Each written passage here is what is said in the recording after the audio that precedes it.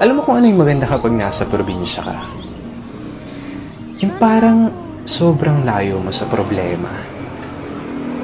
Yung mga huni ng ibon, sariwang hangin, na kahit sobrang bigat ng pakiramdam mo, kapag naranasan mo tong mga to, biglang mawawala na lang.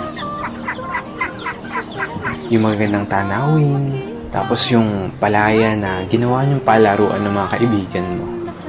Sarap talagang bumuhay sa probinsya, no? Yung para talagang napakalayo mo sa problema. Yung parang napakalayo mo sa malupit na sistema ng mundo. Na kapag nasa probinsya ka, mararamdaman mo talaga yung halaga ng sarili mo kesa sa iba. At napapasabi ka na lang na there's no place like home or like probinsya. At ikaw na nanonood nito ngayon, masaya ako at naparamdam ko sa'yo ang pamumuhay sa isang probinsya.